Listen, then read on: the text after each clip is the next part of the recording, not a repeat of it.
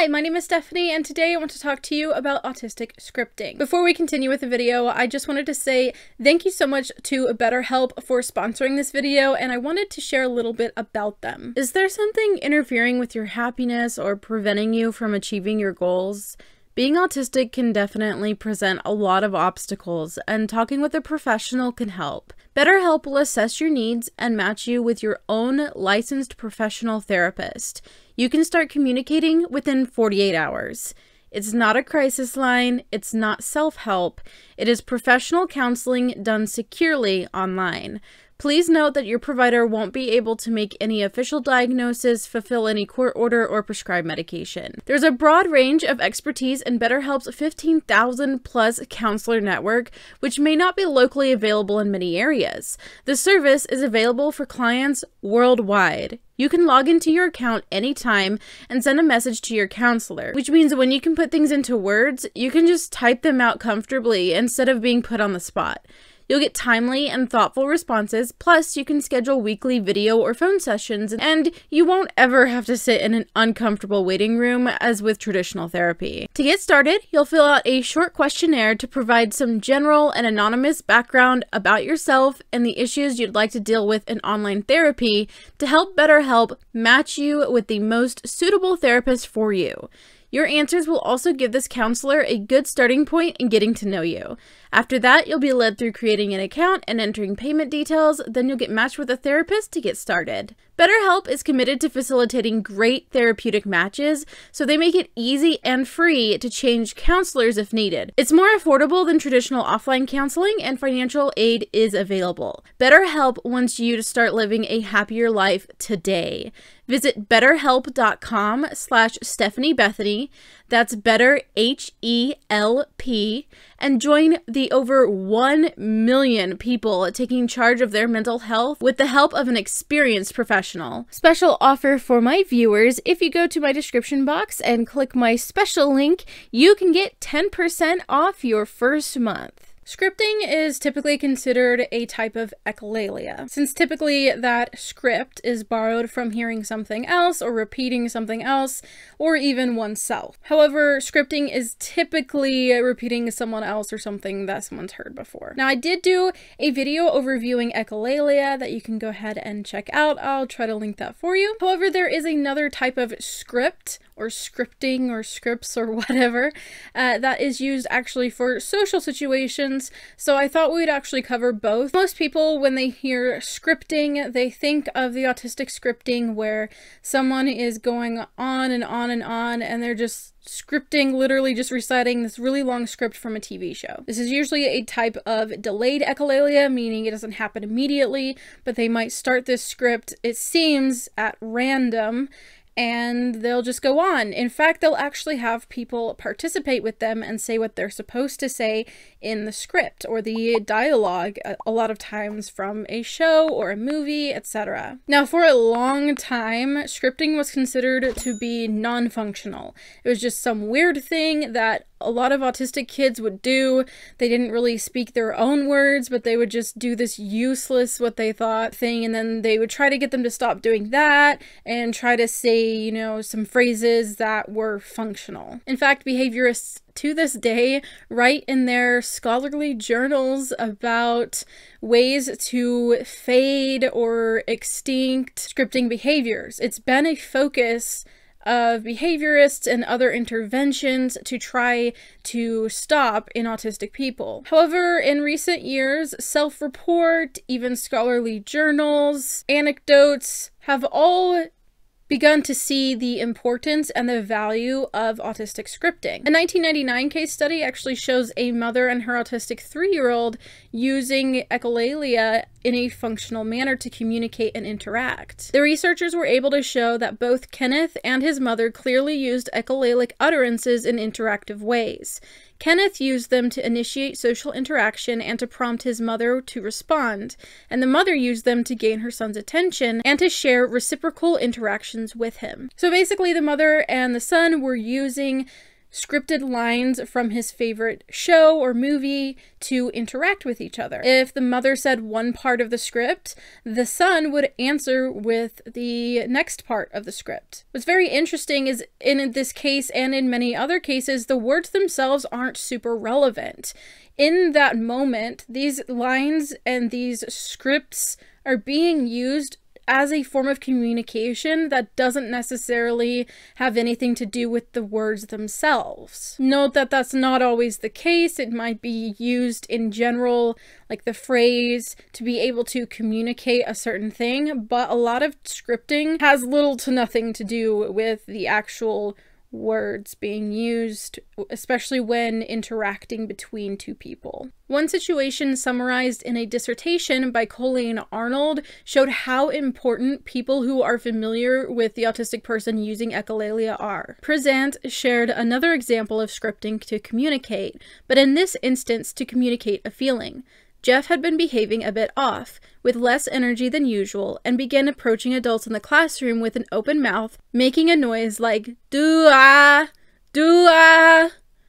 This script continued throughout the afternoon, and it was not clear to the adults in the room the meaning, but what was clear was that Jeff was attempting to share something and was expecting a response from the adults around him. Upon discussion with Jeff's mom, she didn't hesitate and immediately understood what Jeff was trying to communicate. She shared that she thought he was getting sick, and when that happens, she asks him to open his mouth and do, "ah." It made perfect sense. Jeff was trying to tell us that he didn't feel well. He had a cold or maybe a sore throat. At his developmental stage, he was unable to explain that in words, so he was acting out a scene for us, reliving what he had heard his mother say at home. Do ah.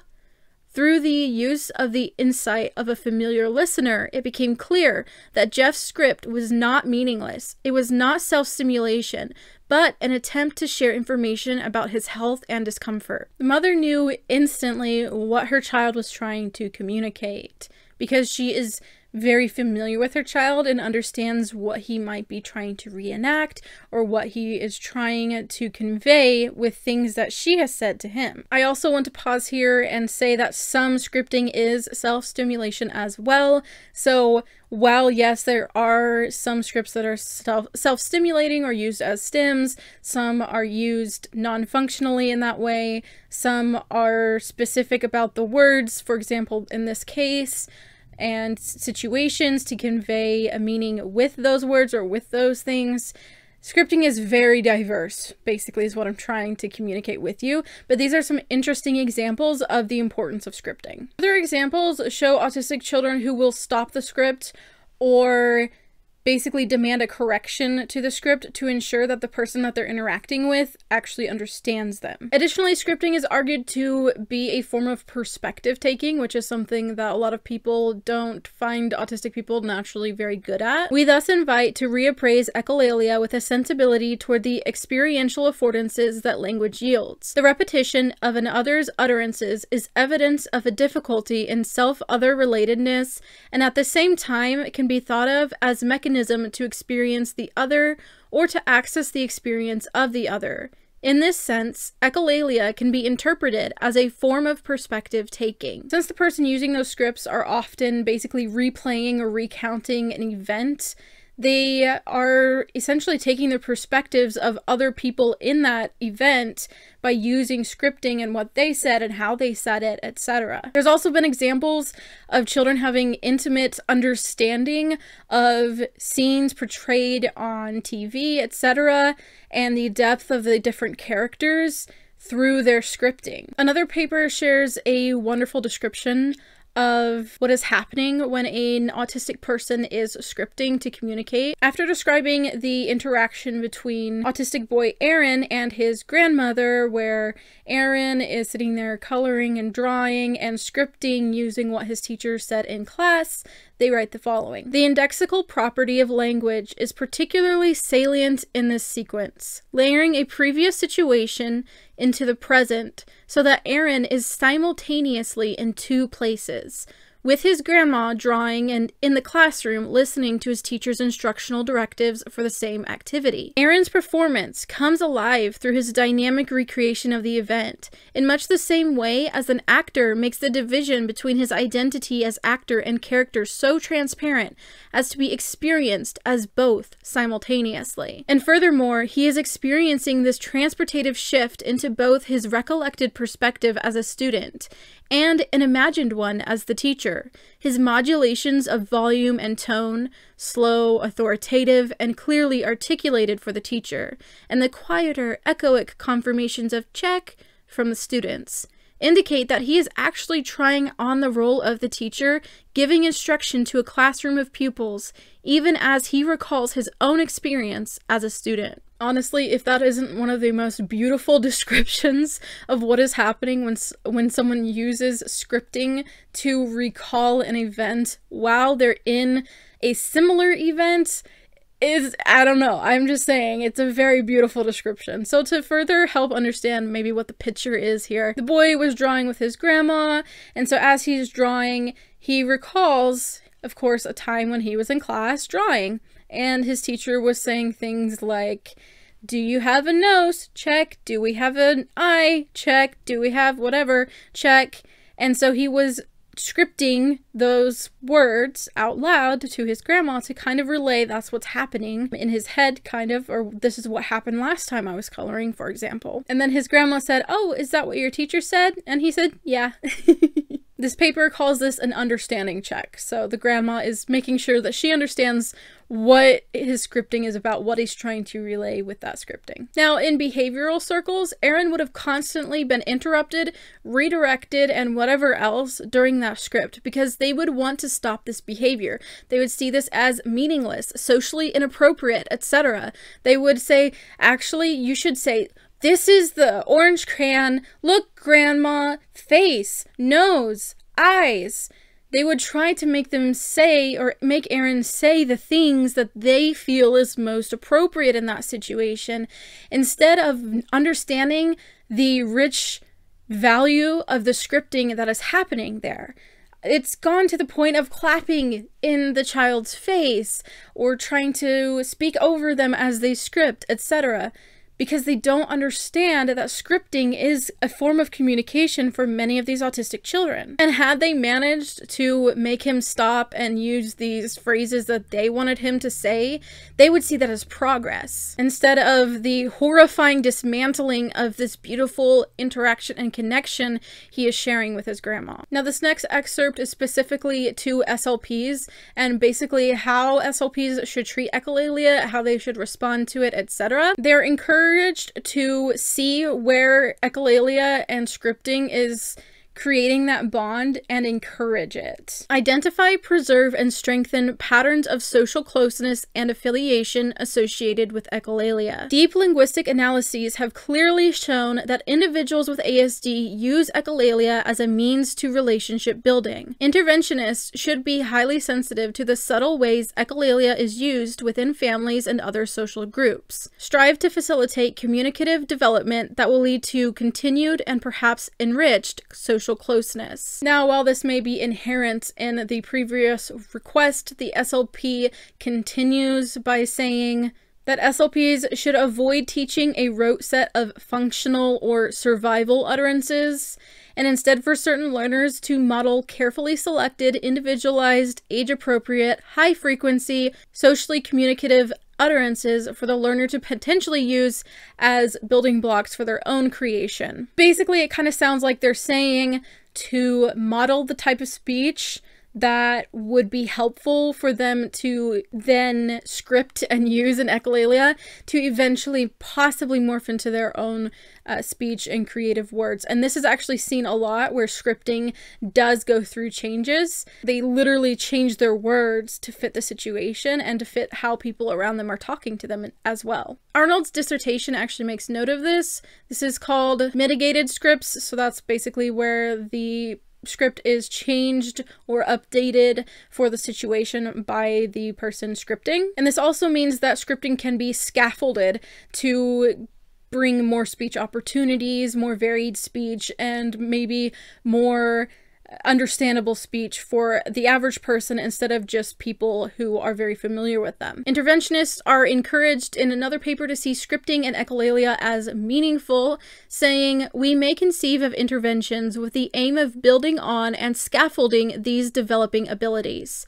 Such efforts would require from the clinician a commitment to meaning, namely the assumption that the child's utterances, even those that seem most atypical, are meaningful forms of interaction with the world.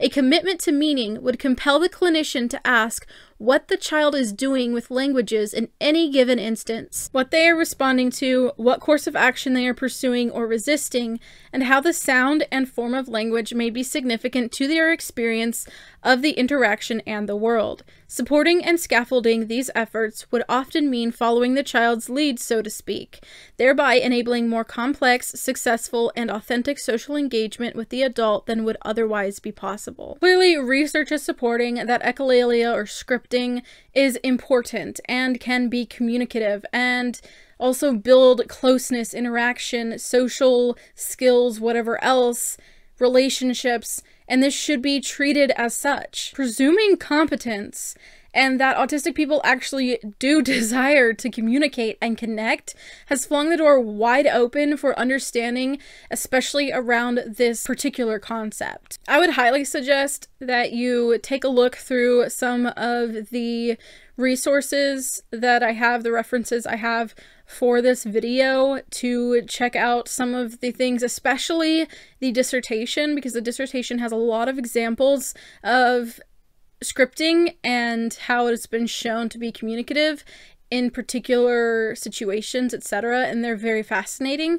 So if you have the time to, I would definitely encourage you to check that out. So now that we've covered scripting with echolalia, let's cover scripting in the social sense. So there's a theory called script theory, which basically, applied to social settings, is this idea that there's a script for every type of social situation. And because everyone knows the script, everyone knows how to interact. A paper from 1999 explains it this way. Understanding the meaning of people's behavior obviously requires common knowledge of the situation in which the behavior takes place. We take for granted that people behave in certain ways in certain situations. If we did not know how a particular situation usually takes place in our culture, we would be unable to interpret the motives of other people's actions. The need to know how knowledge about familiar social routines is organized in children with autism is an argument for using the script model from cognitive psychology.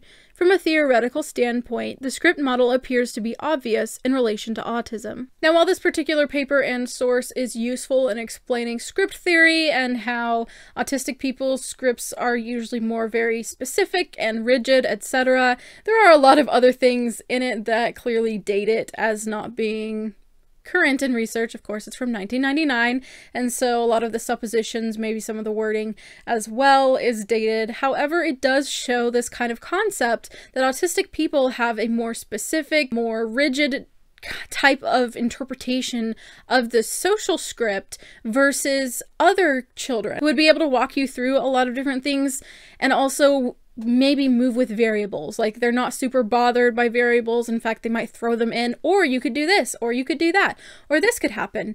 Whereas autistic people would say specifically, these are the things that happened, or those are the things they bothered to mention to you, etc. It is definitely an interesting concept because it would really follow with the feeling that like everybody else seems to understand.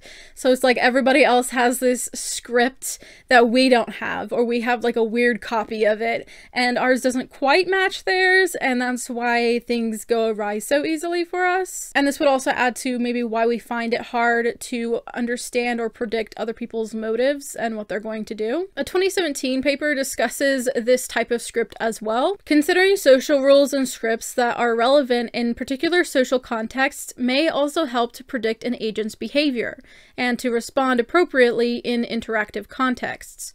From age 2 onwards, typically developing children comprehend rules and protest if another person does not observe these rules in the appropriate context, for example, when breaking rules in a game. Betts, Higby, and Regan found that although 4 to 5-year-old preschoolers with autism showed only little initial engagement in interactive games, their engagement increased considerably when they were taught the rules of games like Crocodile Dentist, and persisted above 80% during the maintenance phase with only single or no prompts by the experimenter. Around ages 3 to 4, children build scripts that classify the typical course of an event, such as a birthday party. Not only 4.5-year-old typically developing children, but also children with autism can use everyday scripts for predicting an agent's behavior in everyday events, such as going shopping. So building on this concept of scripts, some interventions or therapies will actually give autistic people scripts or kind of scripted phrases to use in social situations. I find this slightly amusing because I kind of do this to myself, and I think a lot of other autistic people do as well, where instead of trying to scramble for the right words to say, we might look at what someone else is doing, or maybe rehearse to ourselves what to say, and kind of fall upon some sentences that make sense for us to say, so we don't have to always grapple with, like, what do I say right now? And so we kind of have little literal scripts for situations, although this is not the echolalia scripting. In fact, it might be that autistic people who are typically better in social situations may have gotten a copy in one sense, or made themselves a copy of the social script, but it's a lot more rigid than other people's, because of course other people have that script intuitively, where we have to literally learn that script and try to memorize that script, and so it might look natural, but the second that someone deviates from it, we cannot flex like other people can because it's not natural to us. We have that like rigid version of it. As one paper puts it, individuals with autism symptomatically prefer to engage in stereotypical behaviors and insist on routines when dealing with objects in their ecological environment. And the same is likely to hold true when they engage with their social environment. We like to hold to what we know, what is routine and what is safe. So as an example, when I was working as a cashier at a gas station, my first day, I almost had a panic attack when the doors opened, because it wasn't a 24-hour, but it opened really early in the morning, because I didn't know what to do. I was learning, but I also didn't know how to interact with these people.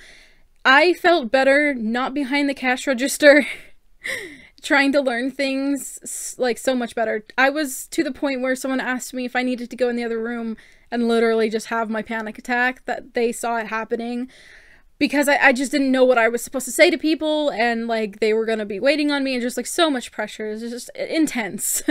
Now, there are some autistic people who, when they have kind of like their scripted version of what they say to people, that they don't deviate at all. I believe I'm decent at deviating somewhat in conversation, and over time, after I began to kind of understand how things work, what the system was, I began to develop that script. I began to develop, this is what we say here, and when they ask this question, this is how we can respond. So over time, I began to understand, like, this is what we say and do when they bring up food and stuff, or if they ask about lottery tickets, or etc. And people began to praise me, saying like, oh, you're doing so good, like, you're so natural at this, blah, blah, blah, like, you've improved so much. And really what it was is I developed the things, my coping skills. I developed, these are the things we say to people when this happens. And it is almost like an if-then kind of computerized situation. You know, if customer brings X, then Y. If customer does this, then I say this. And that's kind of a repertoire that I slowly build to be able to handle social things. However, then somebody would ultimately break the script. They would do something that I didn't have the answer for, that I didn't expect, or even like if something was out of order of the norm, just any sort of thing like that, it would just kind of break my brain, and I would just stare at them because their words didn't make sense to me anymore, and I was just like, I don't know what they're saying to me, because they broke the script. And now I am back to being my very socially awkward and inept autistic self, and I'm stimming, and I'm like, and it's just like a simple thing, and I can't even get the attention of the person over there to help me, and I finally do, and they're looking at me like, what's wrong, Stephanie? And I'm just like, I need you to be my brain, because I don't know what to do. They broke the script. And people would like look at me like, what is wrong with you? And a lot of times it was pretty simple, but they just did it in the wrong order, or they just did something that was just not in my like group of things that I learned how to respond to. And I would need people to literally just take over the situation because I couldn't do it. So I think it's pretty funny because people will comment like, oh, you're not that bad in social situations, or wow, you actually handled a job where you were a cashier, etc. But they don't know like the rest of the story. They don't know what happens when, you know, the time it took me to build my script, and when someone violates the script and how quickly that goes downhill, or when it's a day where sensory things are just crazy and the machine is too loud over on the left side and the refrigerator thing is making its noise, and you don't know the whole story is what I'm trying to say. So while I don't necessarily do the traditional autistic scripting, the delayed echolalia necessarily, I do a version of scripting, and I do tend to use that word scripting for social situations. And I'm not sure if that's necessarily the most accurate thing. However, I'm not finding it necessarily inaccurate considering the social script theory. So the details in echolalia and that type of scripting are very fascinating. And this ability to actually stop and listen and pay attention instead of dismissing or saying that's a terrible behavior to get rid of.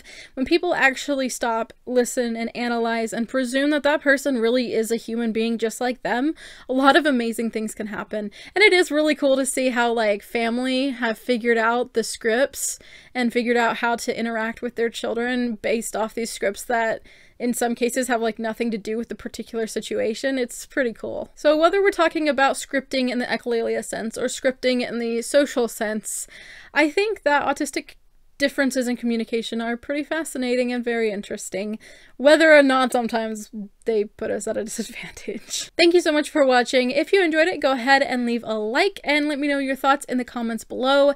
Do you do the echolalia scripting or know someone who does?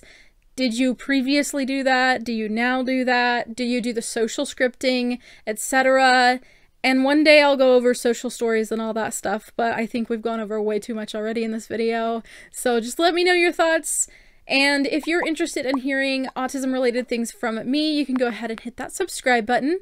I upload to this channel usually on Thursdays at 4 p.m. Central Standard Time, except for the last Thursday of the month where I try to go live with you all. Thank you to everyone who supports me here on YouTube as YouTube channel members, those who give through Ko-fi, my patrons on Patreon, and a special thank you to my spouse tier patron, Philip Noah. Thank you so much for watching. I hope that you're having a wonderful week, and I'll see you in my next video. Bye!